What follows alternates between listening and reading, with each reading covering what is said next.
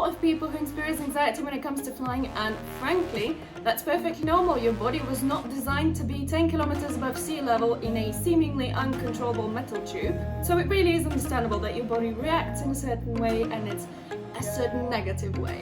And as someone who flies for a living, I'm here to give you some tips and tricks and advice to make your next trip way more comfortable.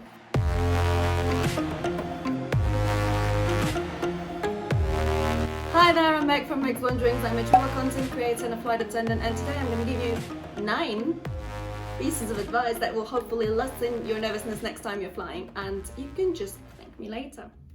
I don't have a watch to properly illustrate what I'm trying to say, but just be earlier at the airport, just so you have plenty of time to go through security and passport control and everything without having to rush and already start being anxious about it. A good rule is to be there about 2 hours prior to departure. Tell the crew you're a nervous flyer. I know it might seem kind of daunting to just spill your guts to complete strangers, but it does happen more often than you think.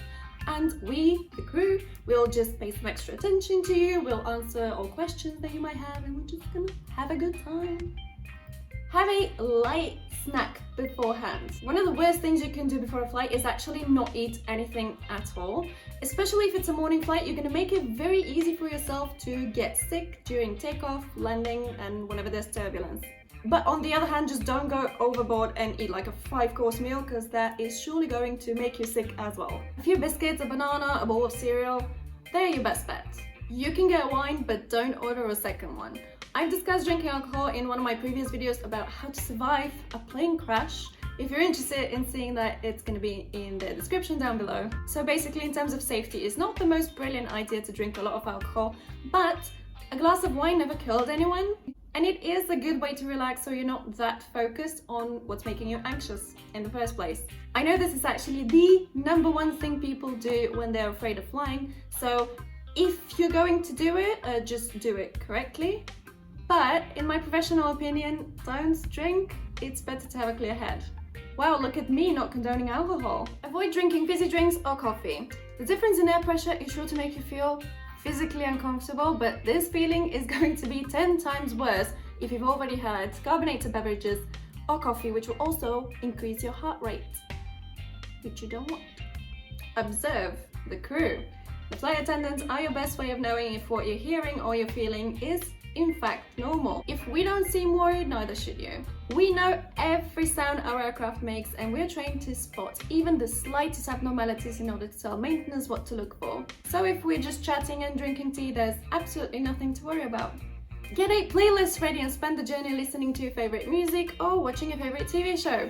When your mind is occupied by the latest series of insert title here, you're more likely to forget about your surroundings, namely the metal tube in the sky thing. Having said that, my personal recommendation would be not to have your headphones in for takeoff and landing, as in the unlikely event of anything happening, it's more important that you're present in the situation and that you can hear and listen to the crew's instructions.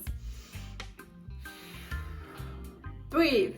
If you're passing through turbulence and you can feel yourself getting more and more nervous, just focus on your breathing. Usually what happens in those kinds of situations, people inhale way too much oxygen and they start hyperventilating. So instead, just focus on breathing in through your nose for about 3 to 4 seconds and then breathing out through your mouth for the same amount of time, and just repeat that until you feel like you're getting back to normal. If your fear of flying can't be positively influenced by anything and your anxiety is actively, negatively, progressively interfering with your life or your work, maybe it's time to speak to a professional who can assess your individual case and who can give you advice specifically catered to you and your needs. The most important thing for you to know is that air travel is the safest mode of transportation in the world, and from 2012 to 2016, the calculations show that there was a 1 in 3.37 billion chance of dying in a plane crash, and 19.6% of plane crashes are survivable. So doing a bit of math, in light of the latest statistics, you would have to fly every day for more than 20,000 years before you die in a plane crash in a commercial aircraft. If you'd like to read up on it, I will leave some resources in the description down below.